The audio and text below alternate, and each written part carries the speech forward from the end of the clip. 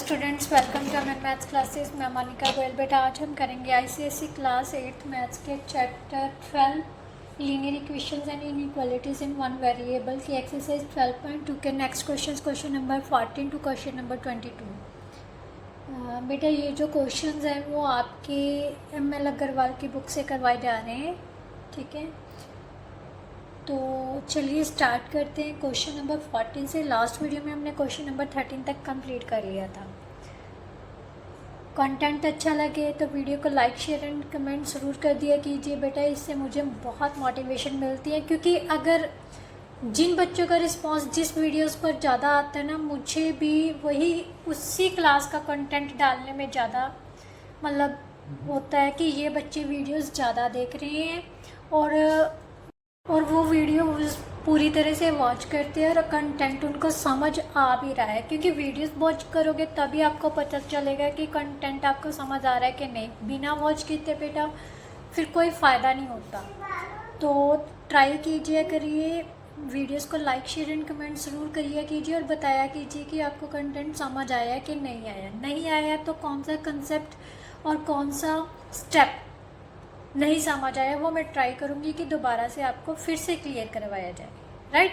तो चलिए अब बेटा स्टार्ट करते हैं क्वेश्चन नंबर 14। स्टार्ट करने से पहले जल्दी से जाके चैनल को सब्सक्राइब कर लीजिए और बेल आइकन को ज़रूर प्रेस कीजिए। तो चलिए अब क्वेश्चन नंबर 14 में देखते हैं क्या दिया हुआ है। The age of Sona and Sonali are in ratio 5:3। Sona और सोनाली दोनों की एजेस की रेशो दी हुई है। बेटा जब भी क्वेश्चन रेशोज़ में आ जाए तो कोशिश करो कि रेशो में ही हम अज्यूम करें। जिस रेशो में दिया हुआ है उसी के अकॉर्डिंग हम मतलब जो भी नंबर्स हैं, एजेस है या डिजिट्स है, कुछ भी है उसी के अकॉर्डिंग अज्यूम करें, राइट। 5 ईयर हैंस का मतलब होता है after, right. 5 years after hence the ratio of their ages will be. उन दोनों की एजेस की जो रेशियो है बेटा वो कितनी हो जाएगी? 10:7 हो जाएगी। Find there present ages. तो सबसे पहले बेटा उसकी प्रेजेंट एजेस ही अज्यूम कर लेते हैं। बट प्रेजेंट एजेस की रेशियो उसने दी हुई है 5:3, तो उसके अकॉर्डिंगली अज्यूम करते हैं, right.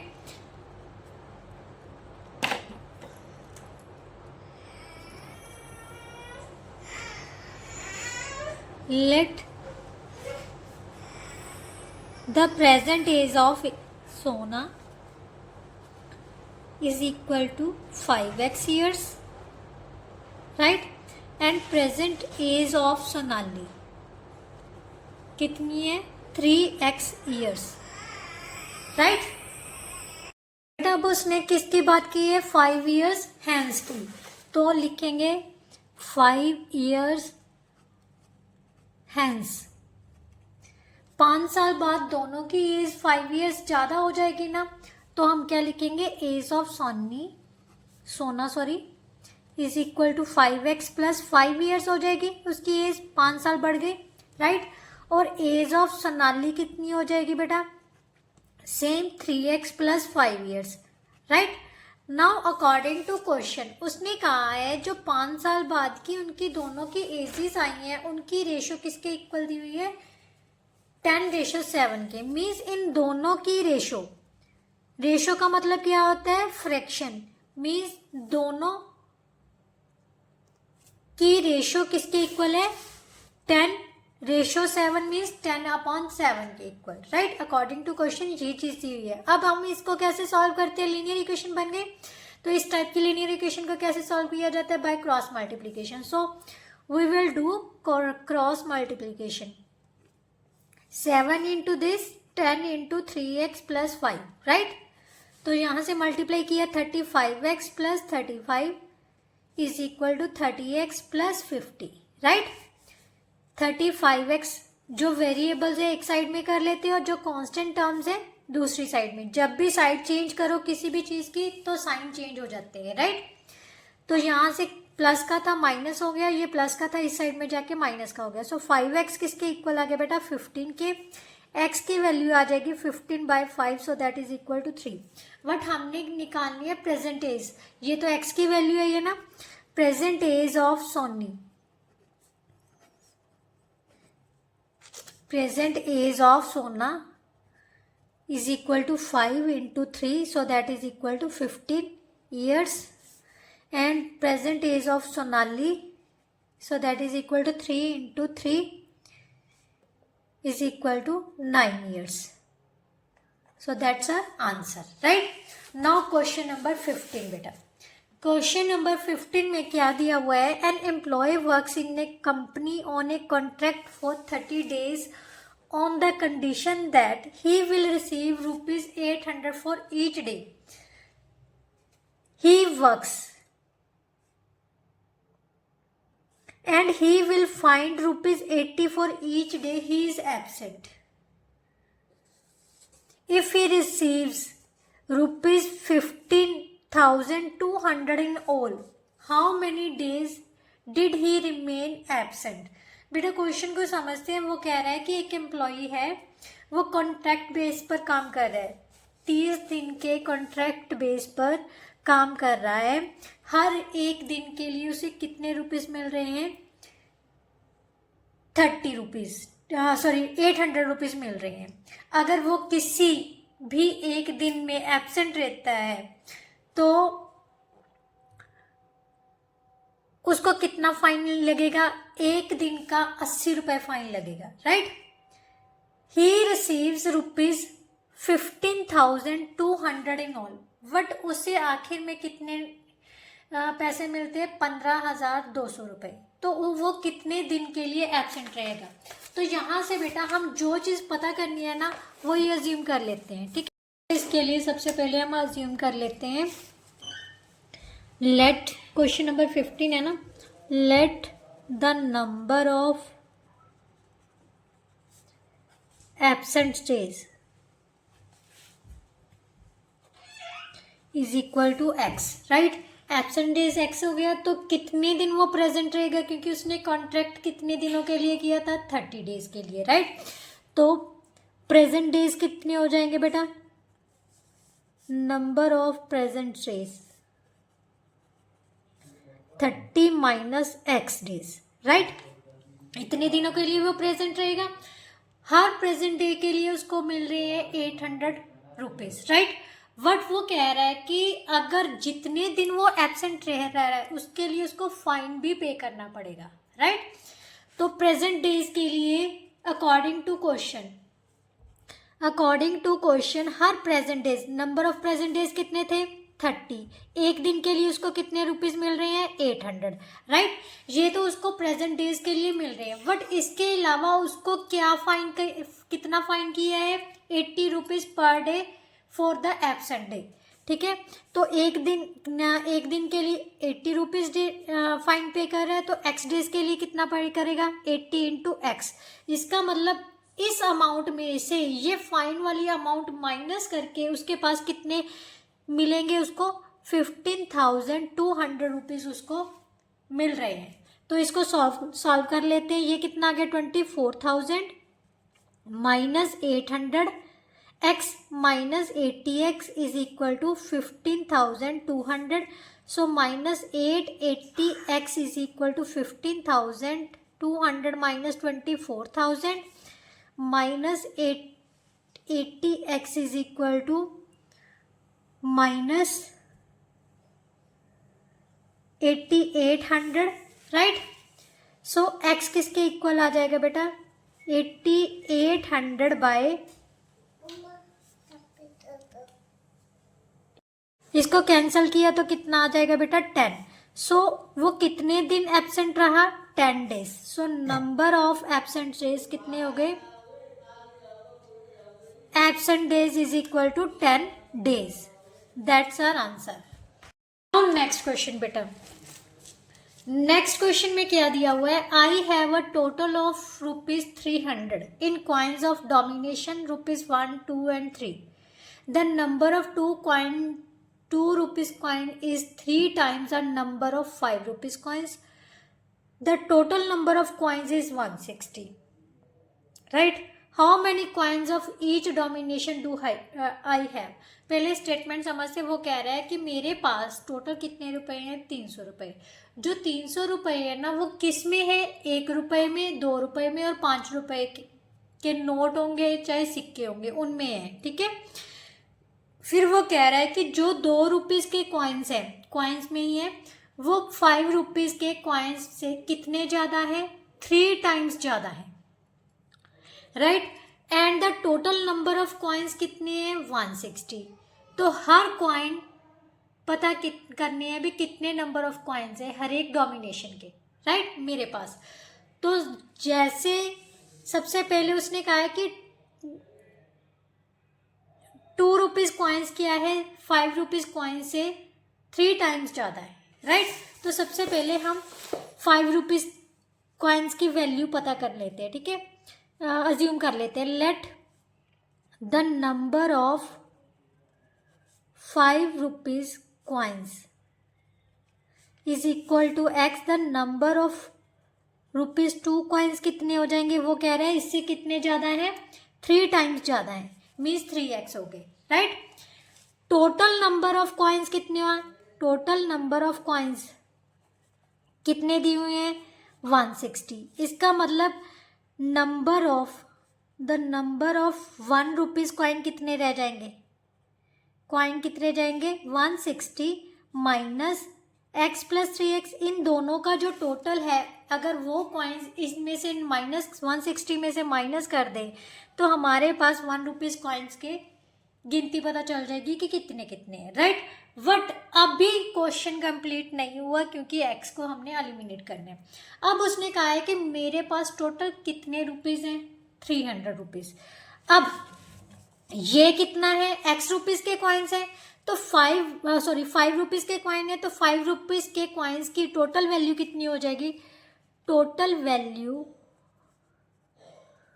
Of 5 rupees coin, ₹5 coins कितनी हो जाएगी, x इंटू 5, सो 5x हो जाएगी, राइट। इसी तरह ₹2 के कॉइन्स की वैल्यूज़ कितनी हो जाएगी, 3x इंटू 2, सो 6x आ जाएगी, राइट। और टोटल वैल्यू ऑफ ₹1 कॉइन्स की कितनी आ जाएगी, 1 से मल्टीप्लाई करेंगे तो सेम एज इट इज रह जाएगी, right. But according to question उसने कहा है कि इन तीनों की वैल्यूज को मिलाकर मेरे पास टोटल कितने हैं, 300 रुपीज़।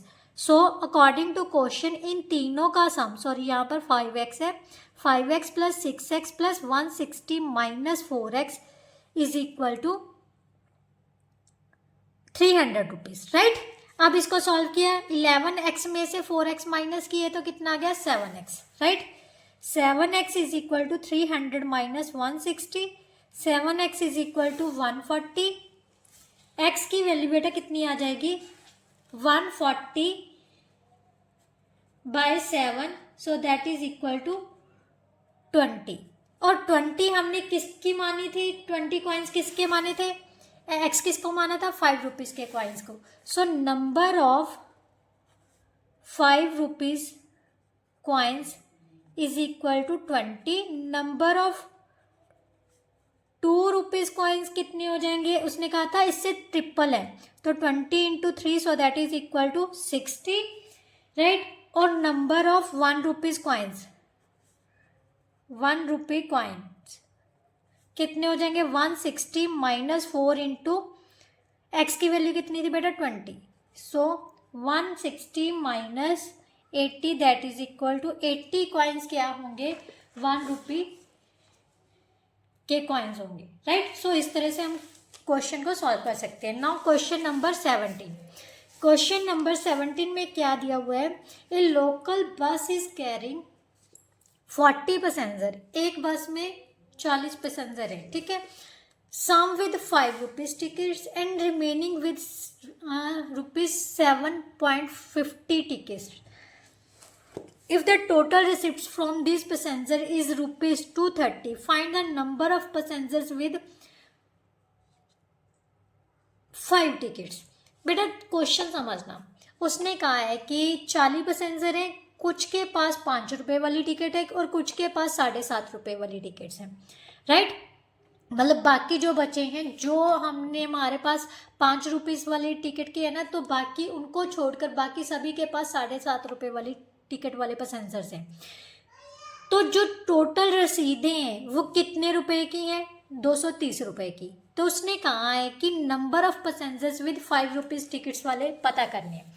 तो जो चीज़ पता करनी है वही हमने अज्यूम करनी है, ठीक है। क्वेश्चन नंबर 17 में let number of passengers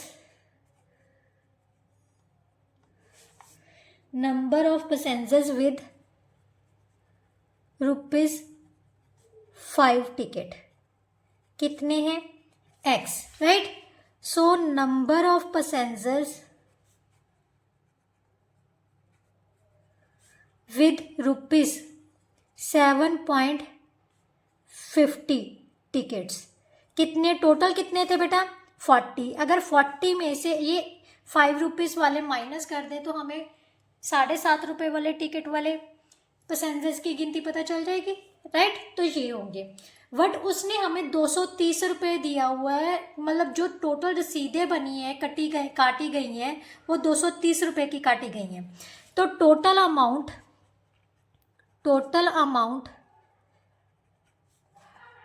receive from ₹5 ticket passengers, मतलब 5 रुपये वाली टिकट के पैसेंजर से टोटल अमाउंट कितनी रिसीव की गई, x इंटू 5, क्योंकि पैसेंजर्स कितने थे, x थे। उसको एक पैसेंजर को कितने रुपए की टिकट दी है, 5 रुपये की, तो x पैसेंजर्स को कितने मिलेगी, x इंटू 5, सो 5x हो गया, राइट। इसी तरह से total amount received from ₹7.50 tickets वाले पैसेंजर्स के कितनी हो जाएंगी, 40 माइनस x, क्योंकि टोटल पैसेंजर्स कितने, 40 माइनस x। एक पैसेंजर से 7.5 रुपये ले रहे हैं तो इन पैसेंजर से कितने लेंगे, 40 minus x into 7.50, right. According to question जो इन दोनों से टोटल अमाउंट रिसीव हो रही है वो कितनी है, ₹230 की, क्योंकि टोटल रिसिप्ट्स कितने रुपीज़ की हैं, 230 की। सो हम क्या लिखेंगे, 5x plus 40 minus x into 7.50 is equal to ₹230 के, राइट। 5x प्लस इसको मल्टीप्लाई किया तो 0 5 चौका 20, 750 को 4 से मल्टीप्लाई किया 5 चौका 20, ये 0 इसकी 40 की लग जाएगी, 2 28 और 30, राइट। मीन्स 300 रुपये आ जाएंगे, ठीक है। माइनस 7.5x, 750 को में हम 7.5 भी लिख सकते हो, 750 लिखना है 750 भी लिख लो, चलो कन्फ्यूज़न क्रिएट नहीं होगी, 750 लिख लो, 230, राइट। अब हमारे पास कितना आ गया बेटा, ये पॉइंट के बाद 0 के बाद कोई डिजिट नहीं है तो ये 0 की कोई वैल्यूज़ नहीं होती। सो हमारे पास आ गया 5x minus 7.50x is equal to 230 minus 300, right. ये 300 बन गया ना, ये जीरोस तो कैंसिल होगी, तो यहाँ से माइनस किया तो माइनस 2.50x किसके इक्वल आ गया बेटा, -70 के। माइनस के साथ माइनस कैंसिल होगी, सो x कितना आ गया बेटा, 70/2.50, राइट। ये पॉइंट को हटा के हम क्या लगा लेते हैं, ऊपर की तरफ 100, यहाँ पर आ गया 250, 0 से 0 कैंसिल हो गया, 5 के टेबल पे काट देते हैं, 5 5 का 25, यहाँ पर आ गया 15, इसको कैंसिल किया 2। सो 30% ऐसे थे जिनको कितने रुपए वाली टिकट्स मिली हैं, 30, और कुछ गड़बड़ तो नहीं की मैंने, यहाँ पर 70 है बेटा, 70, ठीक है। यहाँ पर 14 आना है, 14 into 2, so that is equal to 28। So 28% ऐसे हैं जिनको कितने रुपए वाली टिकट दी गई है, 5 रुपीज़ वाली। सो total number of 5 rupees, total number of passengers with ₹5 ticket is equal to 28, right? Now next question beta, question number 18। Question number 18 में क्या दिया हुआ है, on a school picnic a group of students agree to pay equally for the use of a full boat and pay ₹50 each. if there had been 3 more students in a group, each would have to pay rupees 10 less. How many students were there in a group? बेटा question को समझो, वो कह रहा है कि school picnic पर एक स्टूडेंट्स का ग्रुप है, वो मतलब हर बच्चा जो है वो बोट के लिए पे करने को तैयार हो जाता है। तो हर बच्चा बोट के लिए कितने रुपीस पे कर रहा है? 50 रुपीज़। उसके बाद 3 बच्चे और ग्रुप में शामिल हो जाते हैं। हमें नहीं पता टोटल नंबर ऑफ स्टूडेंट्स कितने हैं। 3 बच्चे और शामिल हुए तो हर बच्चा 10 रुपये कम पे कर रहा है। मीन्स 50 में से 10 लेस कर दिए तो कितना हो गया? 40 रुपीज़ पे कर रहा है। We each would have paid, मतलब कितने करने पड़ेंगे? 10 रुपीज़ लेस पे करने पड़ेंगे उनको। How many students were there in a group? तो जो चीज़ पता करने को बोला है उसी को हम अज्यूम कर लेते हैं, right. Question number 80, let the total number of students in a group is equal to x, right? Each student pay for boat is equal to rupees 50. So total payment receives from all students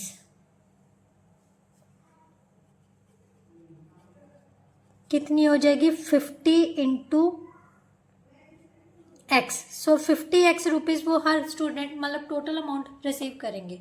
but बेटा ये तो वो हो गए कि जब हमारे पास students कितने थे x, तो उनको कितने रुपीज़ देने पड़ रहे थे? 50 रुपीज़, राइट। बट अब उसने कहा है कि इस ग्रुप में 3 स्टूडेंट्स और आ गए हैं, ठीक है। तो total when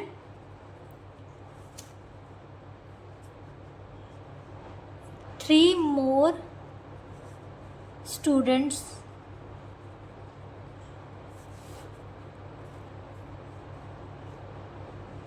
are added in the group, total number of students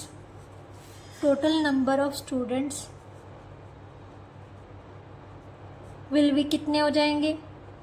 x plus 3 हो जाएंगे, क्योंकि पहले कितने थे? x थे। अब कितने हो जाएंगे? x plus 3, right. तो अब x प्लस 3 जो स्टूडेंट्स हो गए, बट अब उसको पेमेंट, हर स्टूडेंट्स को कितनी पेमेंट करनी पड़ेगी? इससे 10 रुपये कम। So therefore each student, now each student pay for boat, rent लिख सकते हो, रेंटल बोट लिख सकते हो, राइट। कितने करेंगे? 40। तो टोटल अमाउंट कितनी हो जाएगी बेटा? Total amount paid by students कितनी हो जाएगी? क्योंकि अब कितने स्टूडेंट्स है? x plus 3। हर स्टूडेंट्स को कितने रुपीज़ देने पड़ने हैं? 40। तो टोटल अमाउंट कितनी देनी पड़ेगी? 40 इंटू एक्स प्लस 3। अब जो 40 इंटू एक्स प्लस 3 है वो किसके इक्वल होगी? 50x के इक्वल होगी, क्योंकि अमाउंट तो सेम ही पे करनी है। जो बोट रेंट पर ली है ना बेटा, उसकी जो अमाउंट है, जो कॉस्ट है, वो सेम ही रहेगी। बट अगर बच्चे ज़्यादा हैं तो कम देनी पड़ेगी अमाउंट हर बच्चे को, अगर बच्चे कम है तो बच्चों को ज़्यादा देनी पड़ेगी, राइट। तो अकॉर्डिंग टू क्वेश्चन 50x किसके इक्वल हो जाएगा? 40 into x plus 3, right. 50x is equal to 40 को सबसे पहले x के साथ मल्टीप्लाई किया, देन 40 को 3 के साथ, right. 50x is equal to 40x plus 120। अब जो वेरिएबल्स वाली वैल्यूज़ है उनको एक साइड में कर लिया, दूसरी को एक साइड में रख दिया। 10x किसके इक्वल आ गया बेटा? 120 के। x किसके इक्वल आ जाएगा? 120/10, सो 12।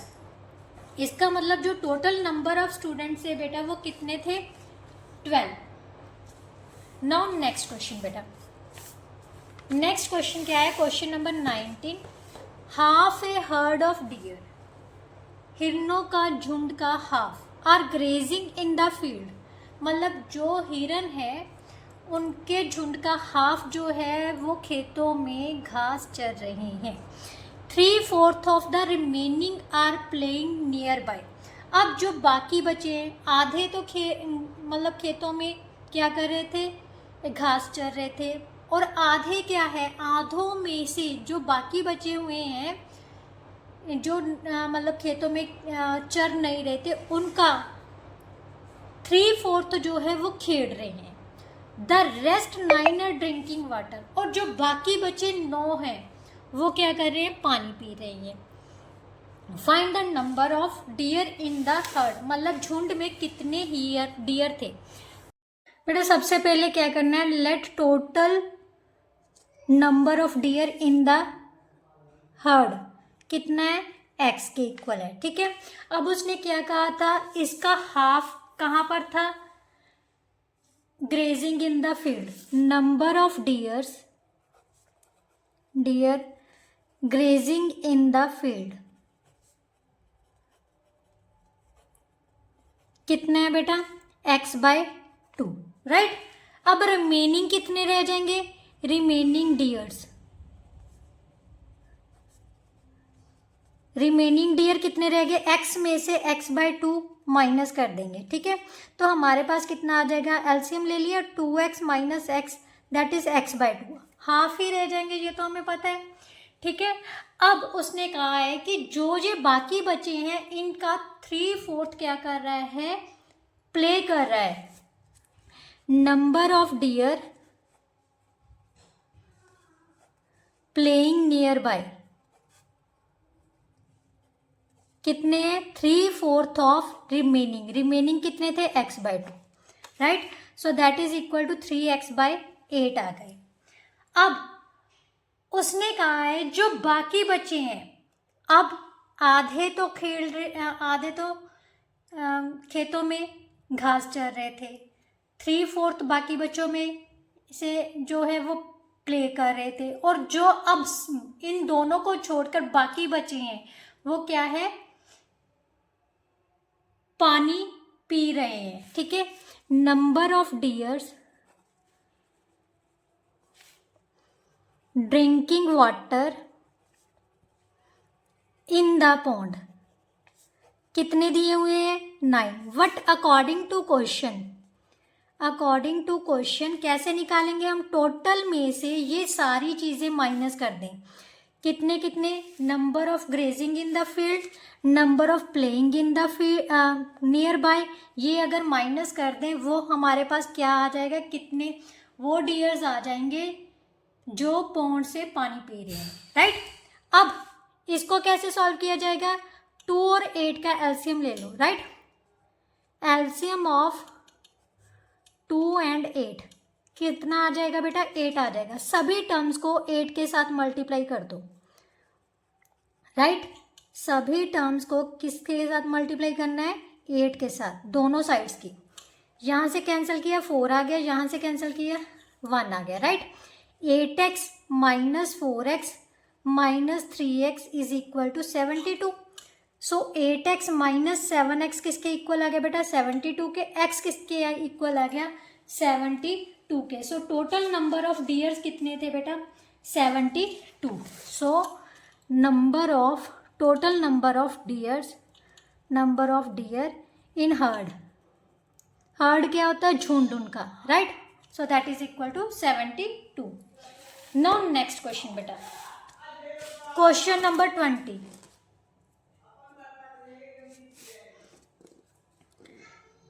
साक्षी takes some flower in the basket. साक्षी ने कुछ फ्लावर बास्केट में ली एंड विजिट 3 टेम्पल्स 1 by 1। एक एक करके वो 3 मंदिरों में जाती है। At each temple she offers 1/2 of the flower from the basket. वो हर मंदिर में समझ लो जैसे जाती, पहले मंदिर में जाते जितने बास्केट में फूल हैं उसके आधे वहां पर अर्पित कर देती है। If she left with 6 flowers at the end में मान लेते हैं उसके पास 6 फ्लावर बच जाते हैं, तो find the number of flowers she had in the beginning. जो चीज पता करनी है वही हमने अज्यूम करनी है, right. So let let the total number of flowers she had in the beginning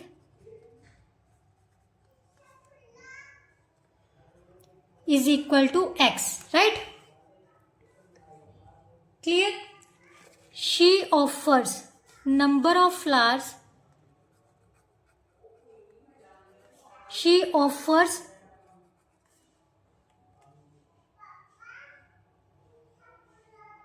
at first temple. कितने ऑफर करेगी? इसका हाफ, सो x/2 ऑफर कर देगी, राइट? नाउ अब उसके पास कितने बचे? Remaining flower in the basket, x minus x/2, so that is equal to x/2 आ जाएगा। ये हमने लास्ट क्वेश्चन में भी सॉल्व किया था, सो एज इट इज उसको सॉल्व करके हमारे पास आधे बच जाएंगे, right? Now number of flowers she offers at second temple,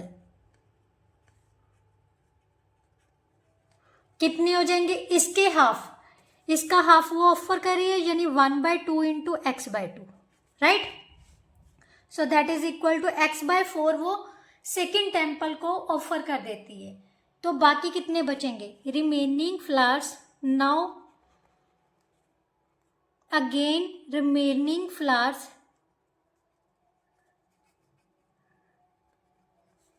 in her basket. अब उसकी बास्केट में कितने बचेंगे? कितने थे? x-2, x-2 में से वो x-4 ऑफर कर देती है। एलसीएम कितना आ गया बेटा? 4 आ गया। अब 4 को 2 से डिवाइड किया, 2 आ गया, तो ऊपर न्यूमिनेटर को 2 से मल्टीप्लाई किया, 2x minus x is equal to x/4 रह जाएगा। मतलब उसके पास जो बाकी बचे हैं वो कितने हैं? x/4 बच गए, राइट? अब अभी उसने थर्ड वाले जो टेम्पल है उसको भी क्या करना है? ऑफर करना है। तो कहाँ पर क्या लिखेंगे? Number of flowers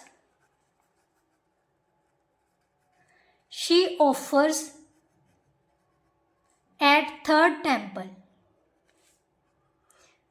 third temple में वो कितने ऑफर कर रही है? इसका हाफ ऑफर कर रही है, मीन्स x/1/2 का हाफ। सो x/ कितना बच गया बेटा? 8। मतलब x/8 वो ऑफर कर रही है। तो बाकी कितने बचेंगे? अब बास्केट में कितने बचे थे?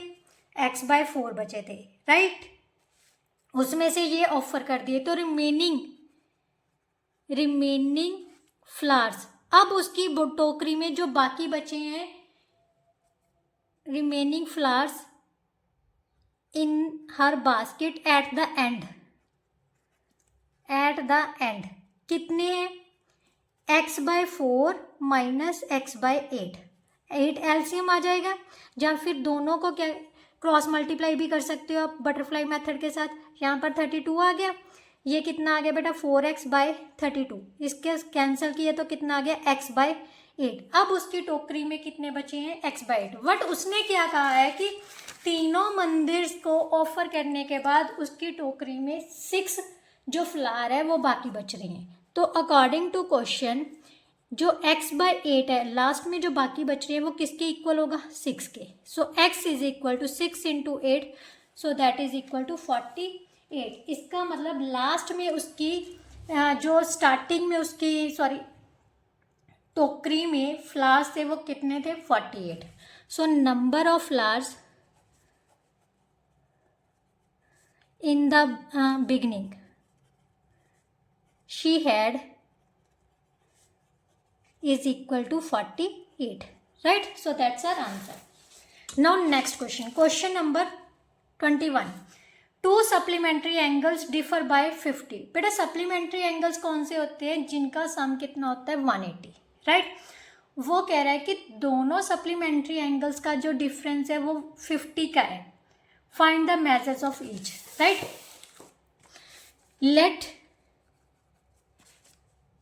Let the first supplementary angle is equal to x, other will be, क्योंकि दोनों का डिफरेंस कितना है बेटा 50 है, तो दूसरा कितना होगा 50 प्लस एक्स ही होगा ना, क्योंकि ये बड़े वाला हो गया, ये छोटे वाला हो गया, राइट। इन दोनों का जब मतलब डिफरेंस करेंगे तो कितना आ जाएगा हमारे पास 50 आ जाएगा, ठीक है। But according to question supplementary angles कौन से होते हैं जिनका सम कितने के इक्वल होता है 180 के। सो 50 प्लस एक्स किसके इक्वल होगा 180 के। 2x किसके इक्वल आ गया 180 माइनस 50, सो 2x किसके इक्वल आ जाएगा बेटा 130 के। x किसके इक्वल आ जाएगा 130/2, सो 65 डिग्री के। इसका मतलब एक एंगल हमारे पास आ गया 65 डिग्री का, दूसरा अदर एंगल कितना हो जाएगा, other angle will be 50 plus 65, so that is equal to 115 degree, right. ये था हमारा 21st क्वेश्चन।